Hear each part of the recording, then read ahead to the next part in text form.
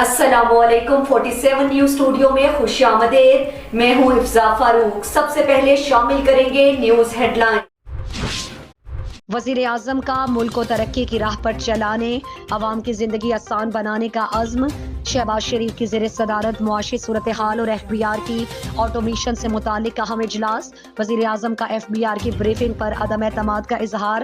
کہا رونے دھونے سے کچھ نہیں بدلے گا، ماضی میں جو ہو گیا اسے سبق سیکھ کر آگے بڑھیں گے. یہ پاکستان کے لیے زندگی اور موت کا مسئلہ ہے. ادھار کی زندگی سے نجات حاصل کرنے کی راہ اختیار کرنا ہوگی. وزارت داخلہ اسمگلنگ کے خاتمے کے لیے پوری قوت سے کام کرے گی. فوج بھرپور معاونت کرے گی. خود نگرانی کروں گا. معاشی نظام کی مجموعی اصلاح، حکومتی اخراجات میں بڑی کمی کے لیے جامعہ سفارشات طلب. ایف بی آر کی مکمل ڈیجیٹلائزیشن کے عمل کے آغاز کی ہدایت. سنی اتحاد کونسل کو نہ ملنے والی مخصوص نشستیں دیگر جماعتوں میں تقسیم. نون لیگ کو 34 خواتین اور 15 اقلیتی مخصوص نشستیں ملی. 123 نشستوں کے ساتھ سب سے بڑی جماعت بن گئی. پیپلز پارٹی کو 16 خواتین اور 3 اقلیتی نشستیں ملی. تعداد 73 ہو گئی. پنجاب سے نون لیگ کو قومی اسمبلی کی 27 اور پیپلز پارٹی کو 3 نشستیں ملی. نوٹیفیکیشن جاری. خیبر پختونخوا اسمبلی نے پیپلز پارٹی، نون لیگ اور جے یو آئی کو ایک اقلیتی نشست ملی. سندھ اسمبلی میں خواتین کی 1 اقلیتی اور 1 خواتین کی نشست پیپلز پارٹی کو مل گئی. سندھ اسمبلی میں پیپلز پارٹی کی نشستوں کی تعداد 117 ہو گئی. سندھ اسمبلی میں ایم کیو ایم کا بھی خواتین کی 1 نشست ملی اور تعداد 37 ہو گئی. مخصوص نشست پر ایم کیو ایم کی فوزیہ حمید منتخب. سنی اتحاد کونسل کو مخصوص نشستوں سے متعلق فیصلے پر شدید تحفظات. اتوار کو احتجاج کا اعلان. الیکشن کمیشن کا تحریری فیصلہ حاصل کر لیا. قانونی ٹیم سے مشاورت کے بعد فیصلہ چیلنج کیا جائے گا. بیرسٹر علی ظفر کہتے ہیں کہ ان کی نشستیں چھین لی گئیں. اسمبلی میں بھی کہا کہ وہ چوری ہو گئیں.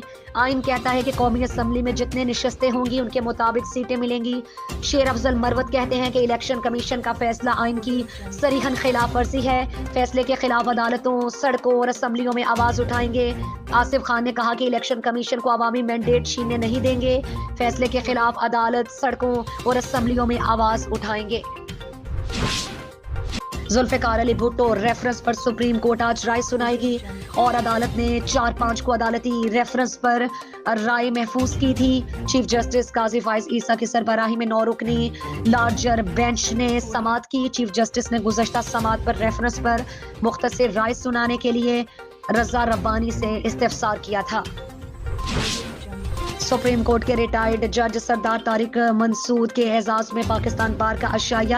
چیف جسٹس قاضی فائز عیسیٰ نے شرکاء سے خطاب میں کہا کہ عوام کی نظریں سپریم کورٹ کی بجائے پارلیمان کی جانب ہونی چاہیے. عوام کے نمائندوں کے فیصلے پائیدار ہوتے ہیں. آئین پارلیمان سے وجود میں آیا. پارلیمان میں بحث سے مشترکہ روایت جو ہے وہ تجزین ہے. پارلیمنٹ کا قانون اگر آئین اور بنیادی حقوق سے متصادم نہ ہو تو اس کو ہمیشہ سراہنا چاہیے. وزارت عظمیٰ کی کرسی پائی. حکمران اتحاد نے صدارت پر بھی نظریں جمائیں. 9 مارچ کو آصف علی زرداری اور محمود چکزئی میں مقابلہ ہوگا. پیپلز پارٹی کا نمبر گیم پورا ہو گیا. آصف زرداری کو 345 ووٹ ملیں گے. بلاول بھٹو کو پارٹی کی کمیٹی برائے صدارتی مہم کی بریفنگ. پیپلز پارٹی کو نون لیگ، کاف لیگ، آئی پی پی، بلوچستان عوامی پارٹی کی حمایت حاصل ہوگی. صدارتی مارکہ سر کرنے کے لیے اتحادی سرگرم. چیئرمین سینٹ صادق سنجرانی سمیت بی اے پی رہنماؤں سے ملاقات. حکومتی وفد کی درخواست پر بی اے پی نے حمایت کی یقین دہانی کرا دی. پیپلز پارٹی کے ایم کیو ایم سے رابطے میں بھی مثبت پیش رفت. ایم کیو ایم نے پیپلز پارٹی کو تجاویز اور مطالبات سے آگاہ کر دیا اور متعدد مطالبات پر پیپلز پارٹی کا اظہار رضامندی. پیپلز پارٹی معاشی استحکام اور ترقی کے لیے حکومت کے ساتھ کھڑی رہے گی. آصف زرداری نے وزیر اعظم کو یقین دہانی کرا دی. شہباز شریف سے آصف علی زرداری اور بلاول بھٹو زرداری کی ملاقات. پیپلز پارٹی وفد کی جو ہے وہ وزیر اعظم کو وزارت عظمیٰ کا مذہب سنبھالنے پر مبارکباد دی. شہباز شریف نے وزیر اعظم منتخب کرانے کے لیے اتحادی جماعتوں کا شکریہ ادا کیا.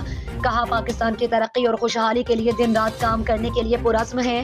ملاقات میں اسحاق ڈار، اعظم عظیم تارڑ، محسن نقوی اور دیگر بھی موجود تھے. بلوچستان کے شہر نوشکی کے علاقہ احمد والمل سے ہمارے گدروشیا پوائنٹ کے نمائندہ سیف ناز سمالانی کی رپورٹ کے مطابق ملک کے زمینداروں کا ایک اہم اجلاس آج زیر صدارت حاجی عبدالعزیز اجباڑی منعقد ہوا، جس میں تمام فیڈروں کے نمائندوں نے شرکت کی۔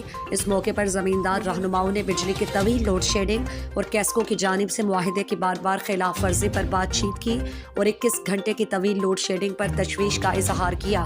اجلاس میں اتفاقی رائے سے یہ طے پایا کہ ملک کے تمام زمیندار ہر قسم کے احتجاج کے لیے مکمل طور پر تیار ہیں اور زمیندار ایکشن کمیٹی نوشکی کے کال کے منتظر ہیں۔ زمیندار ایکشن کمیٹی نے اگر کال دی تو قومی شاہراہ کی بندش، کیسکو آفس کے گھیراؤ سمیت ہر قسم کی قربانی کے لیے مکمل تیار ہیں۔